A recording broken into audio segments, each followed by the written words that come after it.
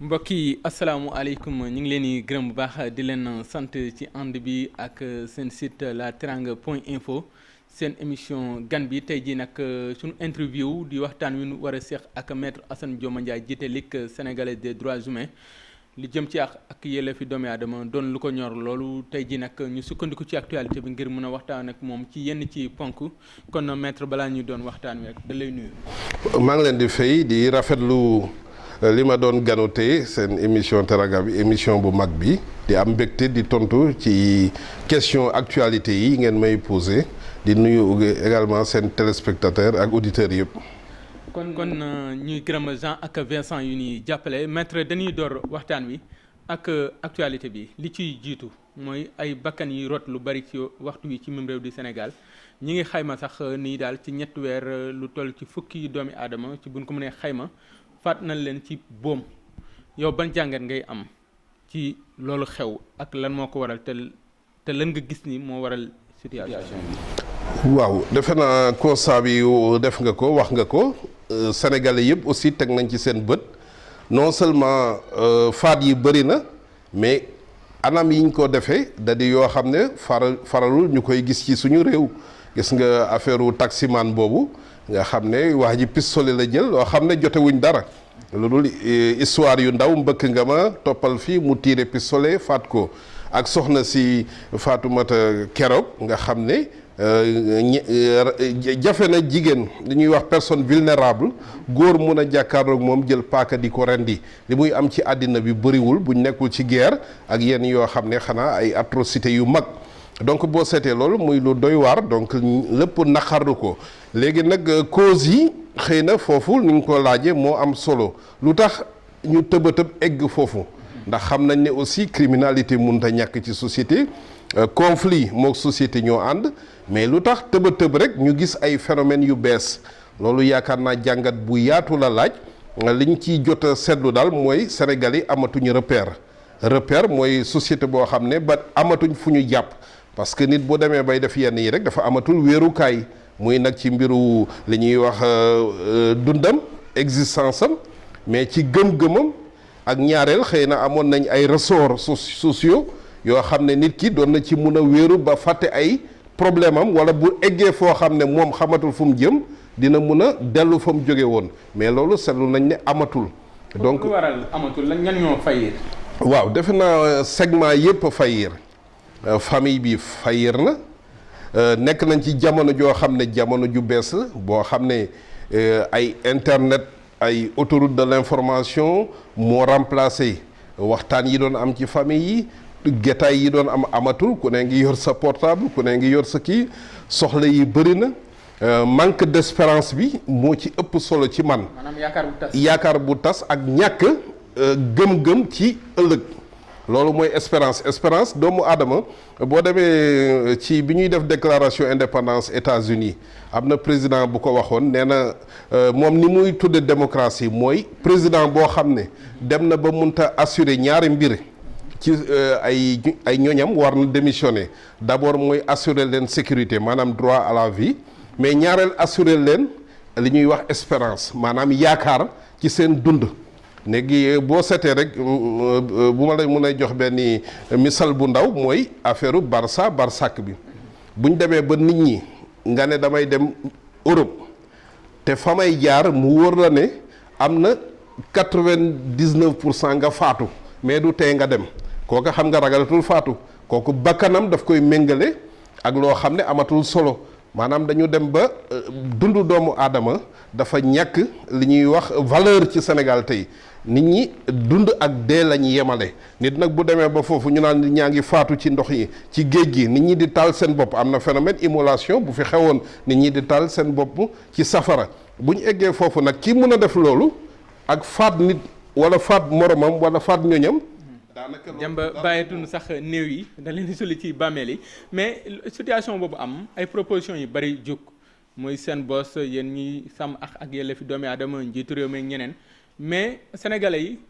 daa am ñu ne daal li koy saafara mooy ku faat ñu faat la yéen ngeen def opposition ci loolu mais nit ñi bari comprendre nañ lu waral ngeen jël ni yéen àndoo leen ci loolu mais liñ comprendre mooy ki ñu faat dañ leen di yenn saa yi dut baaraam ni yéen doo leen bàyyi xel ci ki ñu faat lan mooy axam ak yelleefam. waaw man loolu xaw ma sénégalais yi lu tax ñu am boobu sentiment parce que ñun. yelleef ñiy yëngu ci yelleef ak àqu doomu aadama ñoom victimes yi ñoo leen tax a jóg boo xoolee dossiers yi ñu fi taxawu yëpp mais ñooñu dañ leen a faat.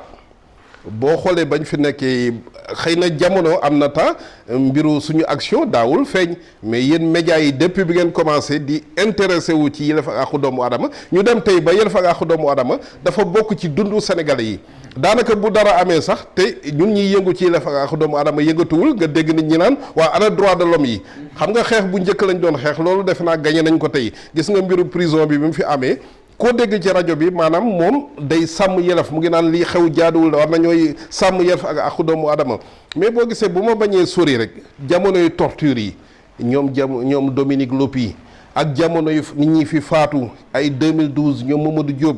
ak université ay Bassirou Faye ak bu yàggul sax Ibrahima Mbow mi nga nekk faat nañ ko ci prison bi ak yoo xam ne mënuñu ko tudd ay téeméeri nit mësuñu dégg ñu ne droit de l'homme yi dañoo nekk ca côté ka faat kenn mësu koo dégg Sénégal suñu boo déggee ñuy wax rek ñun njabootu kañu faat ak na mbir mi tegu ci yoon. affaire peine de mort pourquoi sénégalais bi lañ ci xoole bët boobu noonu. waaw man xam nga sénégalais dafa mel ni li ñuy wax amnésie ci tubaab. moom day gaaw a fàtte. gis nga li ma la wax léegi ñun ku ñu faat li ñuy njëkk a wax nay ubbi enquête te ka def mbir ma bu fekkee ne lañ koy topp am na parce que présomption d'innocence rek la ñu mën a sàmm mais dañ naan. ka def bu fekkee lañ ko tuuma moo ko def nañ ko daan yi yoon tëral te daan exemplaire ñun dañ ci yokk sax exemplaire parce que dañuy bugg nit bu defee dara loo xam ne jéggi na dayoo wala mu daal di gàkkal lu surtout dundu doomu aadama parce que ñun dañu jàpp ne doomu aadama dundam dafa sacré suñu borom moo ko moom suñu borom moo sàkk doomu aadama keneen amul sañ-sañ daal di dakkal dundu doomu aadama te loolu nag ñun différence bi ñu am ak ñiy wax daanaka mooy ñoom dañu ne citoyen amul droit faat doomu aadama mais buñ ne nañ indi peine de mort ñoom dañ ciy yokk ne état bi am na droit faat parce que peine de mort mooy état mooy faat ñun nag différence bu ndaw la rek te loolu émission bi vraiment doon jàppoon ni bu dee état faat na nit ñi dinañ ci sukkandiku ragal ba keneen bi faate di xam ni bakkanam mën na cee rot mu ne man du ma faat. waaw mooy ñaari mbir yi ma lay wax d'abord ñun xëy na loolu débat boo xam ne dina xat fii am nañ ay données yu wóor yuy wane ne dundu doomu aadama ak criminalité ñoo ànd et que règle de droit waxuma sax peine de mort mais règle de droit lu mu mën da doon du tee am ñoo xam ne dañ koy jalgati. xam nga boo jalgatiwul règle de droit tribunal du am lu tax ñu sanc ay tribunaux parce que xam nañ ne am na ay interdit mooy boo jëlee alalu jàmbur yoon dina dal sa kaw boo eggee ci jigéen te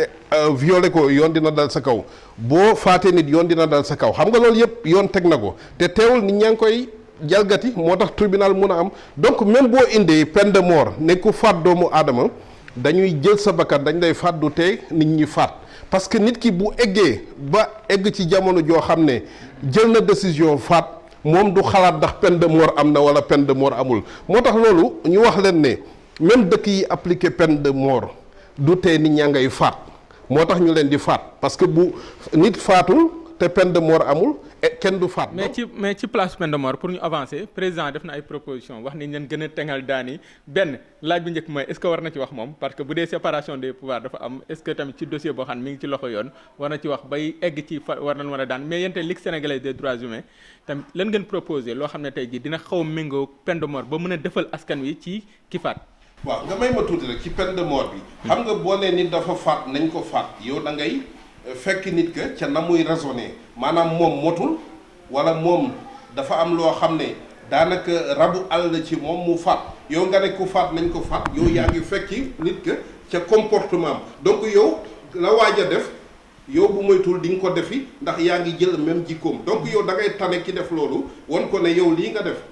du jikkoy doomu aadama du jikkoy nit bu ma la ca toppee damay mel ni yow mais du ma la ca topp mais dinaa la def loo xam ne bu ëllëgee am naa yaakaar ne doo ko defati wala keneen dina ci jàng du ko defati. loolu nag mooy ma enchaîner ci sa question bi. donc président de la république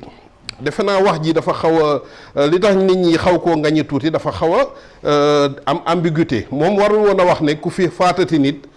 dinañ la tëj perpétuité ndax dafa mel ni day jox injonction juge yi te loolu du waru garam mais li mu bëggoon a wax ci man li ma jàpp mooy dane fan yi di ñëw dinañ indi yeneen loi yu bees ba nga xam ne ku faatati nit perpétuité lañ lay tëj xam nga politique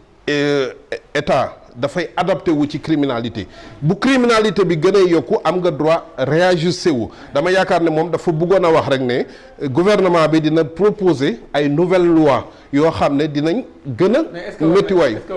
waaw mooy li ma la wax loolu mooy warugalu état ñun dañ ko jox suñ souveraineté pour mu assurer suñ sécurité donc état mooy définir politique criminelle bu demee ba gis ne criminalité bi du criminalité sax même ay sàccu jur yi bu demee ba gis ne mu ngi ëpp day adapté wu mun na yokk pen yi bu demee ba xam ne faat bi mu ngi bëgg a bëri mun na adapté wu loolu waru garam la mais ni mu ko waxee xëy na moo indi problème solution yi nag ñun li ñu wax xam nga peine ñeenti fonction la am li ñuy wax règle de droit mooy fonction d'intimidation mooy da nga naan ku def lii dinañ la tëj sa giiru dund loolu mooy tiital ak méttiwaay bi ba nga nit ne ah man kat du ma def lii ñaareel bi mooy fonction de rétribution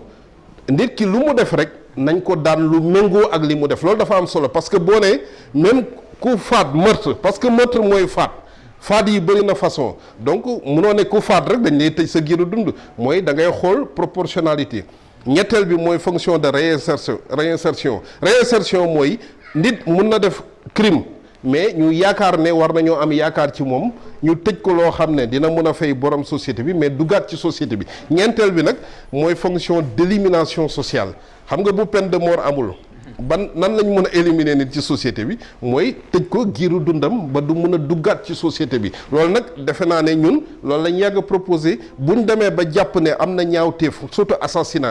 assassinat mooy nga faat nit ci kaw préméditation comme liñ mën a wax ci cas ndaw si nga xam ne kii daf fanaan ci garage bi yor kii kooka moom tëj bi ëpp lañ la mën a tëj mooy perpétuité loolu mooy élimination sociale ñu tudde ko mort sociale te defe naa état de droit foofu la mën a yem xëy na nit ñi nag boo demee ba am angoisse sa bopp mën nga ne loolu doyatul mais yaakaar nañ ne ñun ci dund doomu aadama nga xam ne suñu borom dañoo bind motuñu ñuy atteel suñu bopp foofa lañ mën a yem tëj la sa giiru dund mooy suñu solution yi nga xam ne nag laa wax amatuñ yaakaar ci ñoom ku ñu tëj giiru dund mooy amatuñ mais buñ demee ba ñaawteef bi lu mu rëy te nga xam ne boo ko tëjee muy 20 at fanweeri at mën ko mayaat chance mu duggaat ci société bi itam ñun loolu bañuñu ko. léegi ñu dugg ci yeneen domaine na pour gën a gaaw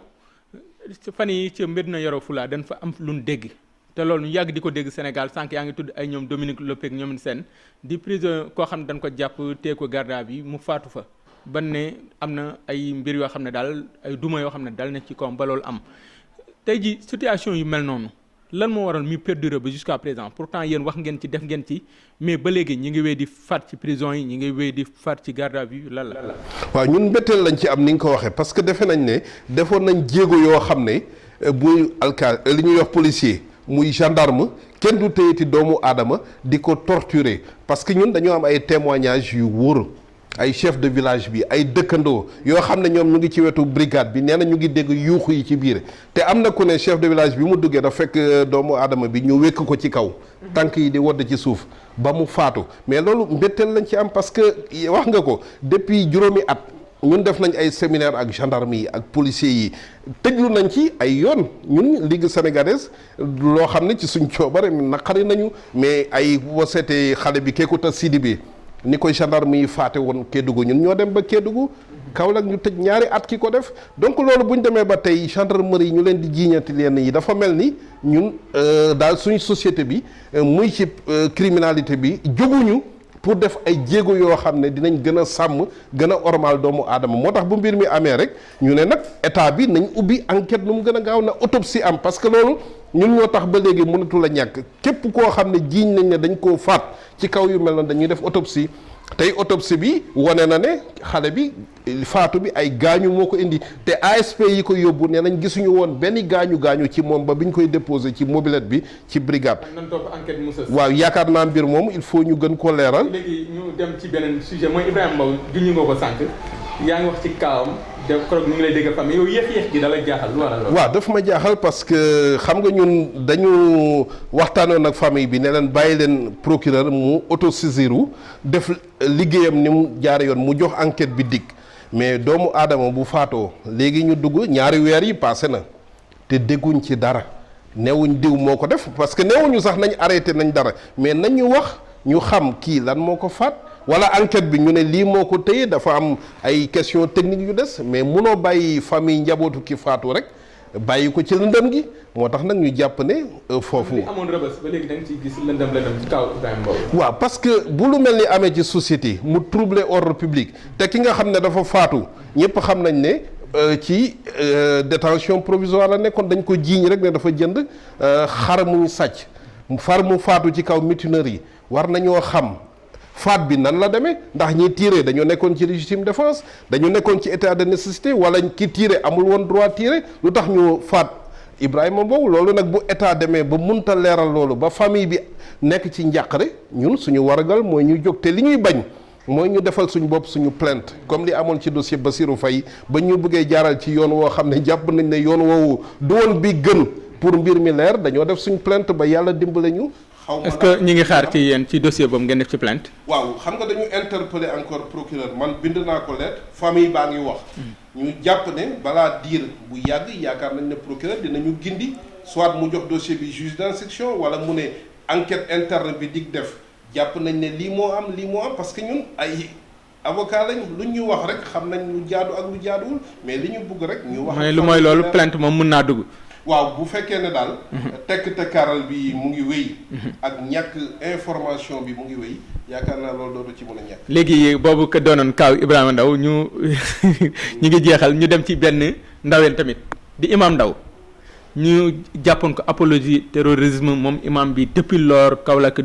at a ngi ak lu teg mu nekk ci kaso bi nekk fa ci situation boo xam ne dégg nañ yow nga décrier ko lan nga doon sàkku ci moom. waaw xam nga imam Ndaw parce que ñun fi ñu toll tuuma rek la ñuy wax képp koo xam ne dañ ko topp ay dañu jàpp ne dañ ko jiiñ wala dañ ko tuumal mu am présomption d'innocence mais dañu seet ne suñ dëkk yi dañu commencé ne par yenn crimes yi xam nga torture xam nga terrorisme def nañ ko crime mais dañ naan les faits sont graves maanaam dañ naan mbir mi graaw na mais nan la graawe ki ngay topp nee na defuma yow nga ne yaa def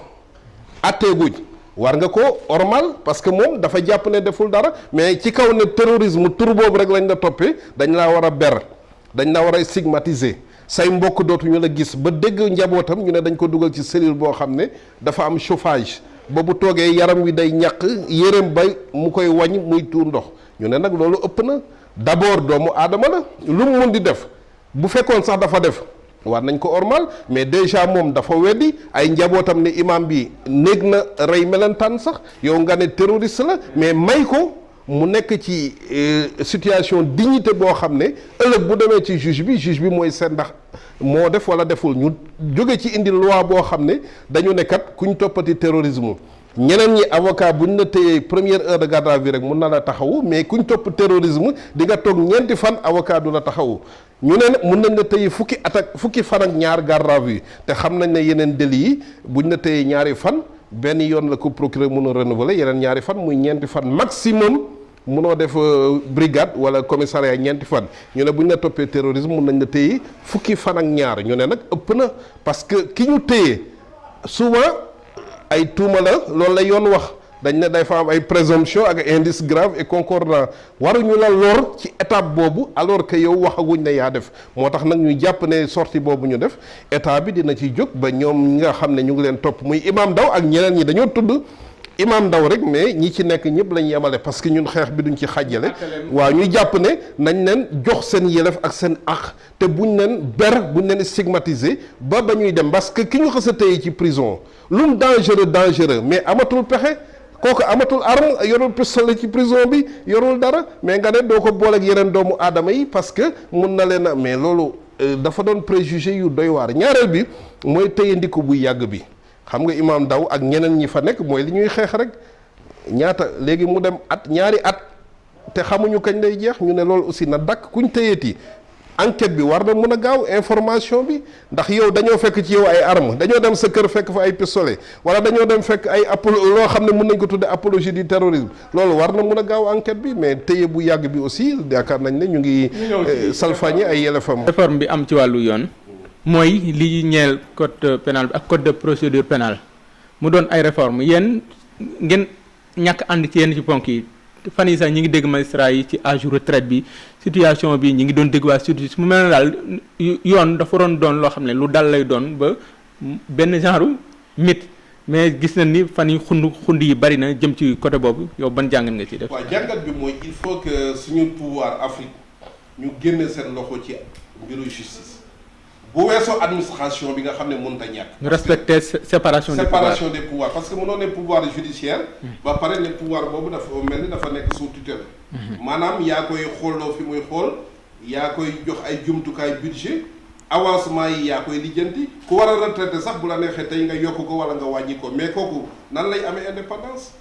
loolu doon lu doy waar magistrat yi. tey et puis ñu ngi déstructurer suñu administration boo tëbee ne kii yokkal nañ ko def 68 ans bu subaa enseignants yi xeex loolu médecins yi xeex ko xale yaa ngi nii am diplôme mënuñoo liggéey ñi retraité nga leen di yokkal mais magistrats yi am na fi ñoo xam ne am nañu compétence nañu recruter bu fekkee jàpp nañ ne am na ñu bëri ñuy dem retraite nañu jël xale yaa ngi nii am ay diplôme ay master ay doctorat ñu bàyyi la ñuy chômer donc tey nañu bàyyi di légiférer ci kaw ay circonstances maanaam lii politique a tax ma koy def li ñuy wax rationalité stratégique kii arrangé na ma rek naa voté loi day impersonnel day général mais magistrat yi li ñu wax tey mooy wane na ne loi yi dafa mel ni ay doomu aadama tax ñu wote ko ñoo xam ne maanaam li doon wax ci premier président cour d'appel bi ni danoo daf fi war a toogaat peut-être yow da nga njort ni. non man njortuma ko sax ñoom seen biir seen i ñooñ ñoom ñoo ko njort. mooy Mamadou Badio Camara. waaw ñoom ñoo ko njort ba mu indi nag xaajaloo ak féewaloo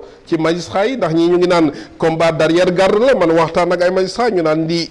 union des magistrats li ñuy xeex combat d'arrière garde la ndax dañu defee ne Badio Camara tax ñu def ko ñële naan dañuy xeex pour le principe égalité des magistrats ak aussi ñu fexe ba magistrats yi indépendant corps bu mel ni magistrature nga wax ko. moo yor état de droit mooy sookulu état de droit képp koo xam ne am nga loo jooytu ci àddina bu weesoo suñu borom ci magistrat nga ko mën a jooytu boo demee ba sérénité bi ci war a am amatu ci xam nga loolu doy na waar donc dañuy fragiliser suñu démocratie suñu état de droit loolu jàpp naa ne su pouvoir exécutif bi war na daal bu ñu mënta def réforme du conseil supérieur de la magistrature comme ni ñu ko defee France nga xam ne président génne na ci loxoom ministre de la justice génne na ci loxo magistrat yi ñooy décider seen carrière ak seen sort nañu ñu dimbale ba respecter esprit état de droit esprit état de droit mooy naa yem fi ma war a yem beneen pouvoir bi jël la mu war a jël li Montesquieu doon wax le pouvoir arrête le pouvoir. mais bi question profane bi la dama koy dégg saa su ne dama noonu bis ma toogee ki xam-xam màcc ci wàllu yoon dama koy laaj nit day dem def ñëpp xam ne moo def mu dem ñu ne retour de parquet lan. waaw waruñu ko lijjanti. waaw loolu surtout nag bu information amee. retour de parquet du ci mën a ñàkk. parce que bu doonee koo xam ne war nañ koo àtte ci saa si. bu fekkee guddiwul a ñëw. parce que procureur léeg-léeg mun na la recevoir waaye gendarmerie wala police buñ la yéexee di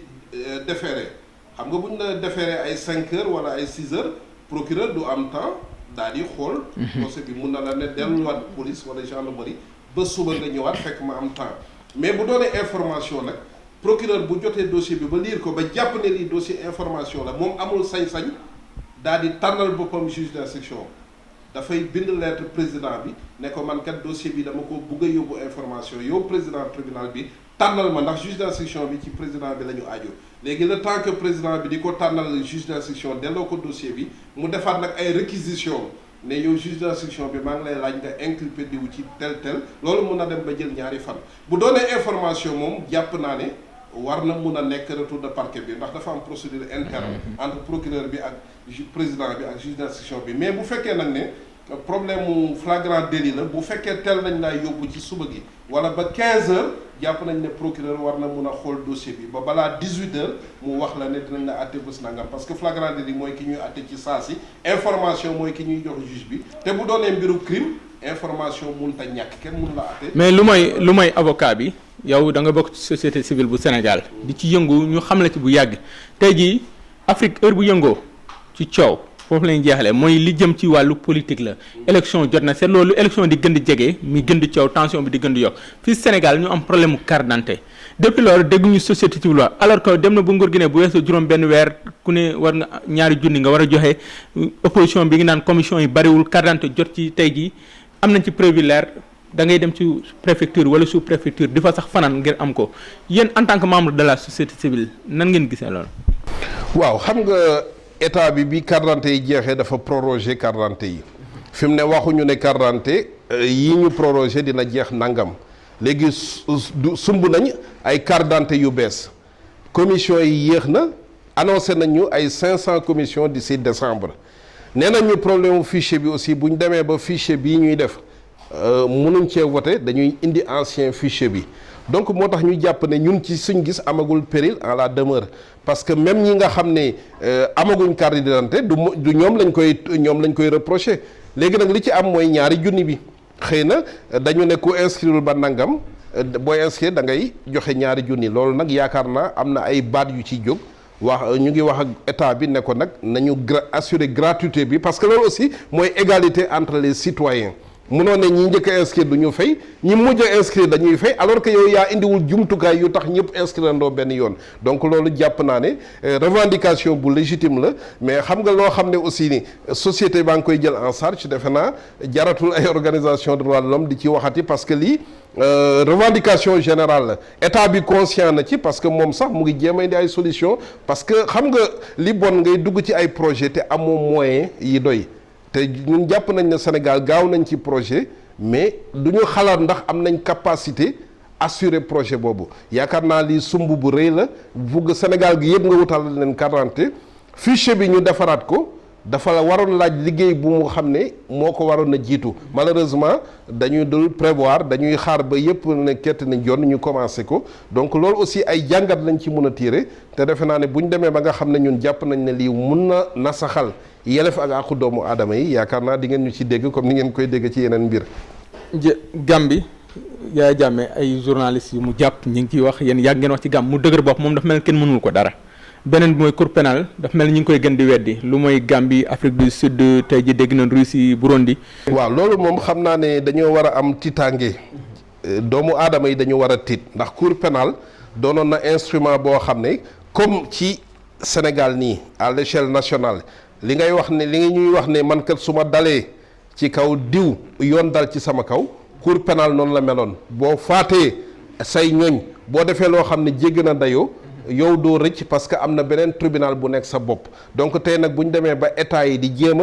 a sauver seen bopp di assurer seen impunité nit ñi di seetaan loolu mooy ñooña bugg nañoo def loo xam ne xëy na ëllëg kenn du leen mën a tee topp te ku mel ni Yaya Jammeh gis nga tey disparition forcée yi tey waa Nations Unies waxaat nañoo ak moom journalistes yi muy jàpp di tëj kenn amu ci solution parce que à part Nations Unies en vertu de l'article 7 mu ne dem na maa ngi dem bombarder Gambie keneen mënu ci dara parce que Gambie pays souverain la ñun nag xeex bi ñuy def mooy yu mel noonu boo koy def dañuy documenter li ngay def jàpp xam nañ ne tey am nga ay moyens yaa nekk ci pouvoir mais jàpp nañ ne bés dina ñëw di nga vulnérable maanaam pouvoir bi nga am tey en tant que président dootoo ko am te loolu nag mooy xeex contre impunité moo tax xeex bi ñuy xeex ñun foofu lañ mun a yem beneen xeex bi Nations Unies mi nga xam ne moo yor paix mondiale moo ko mënoon a xeex mais gis nga tey droit de veto bi tax na ba aussi loolu dina jafe ci àddina mais li ci am solo rek mooy jéego yi ñu defoon ba nga jàpp ne impunité dina jeex ci àddina bi tey gis nañ ne jéego yooyu ñu ngi koy remettre en cause te loolu yaakaar naa buñ ci teelu la jóg dinañ dem gis nga Burundi ña fa faatoo ëpp na ay junniy doomu aadama te kooka mu ngi génn cour pénal pour ëllëg cour pénal du ko mun a jàpp dañu bugg nag ñun liñ ci amal solo rek mooy population yi daal di xam enjeu xeex yi ñuy def parce que ñun buñ koy xeex te population yi xamuñu enjeu bi ñoom duñ mun a comprendre dañuy def ne cour pénal dafa ñëw rek pour dal ci kaw africains yi mais africains yi li ñuy def xëy na ñeneen ñi ko fiy def ñeneen peut-être ay Liban ngay mun a wax américains yi wala Palestine wala Israël mais jël sa ñooñ di leen rey muy Centrafrique di Gambie di Burundi loolu amatul ci benn dëkk. kon ñu koy gërëm bu baax am mbégte maître Assane Dioma Ndiaye bu baax ci disponibilité bi ak yaatu bi te kontaan nañu bu baax mu doonoon la Teranga point info ñu koy gërëm di ko sant waroon nañ sax gën a gàttal mais ak moom gàttal day jafe moo tax ñu laal bu bari di ko gërëm ci seen émission gan bi seen présentation bi Oumar Boun Khattab Gueye Jean ak Vincent doon ma jàppale ci wàllu caméra bi ak réalisation bi kon di leen gërëm di leen sant mu doonoon Assane Dioma Ndiaye jiite Ligue sénégalaise des droits humains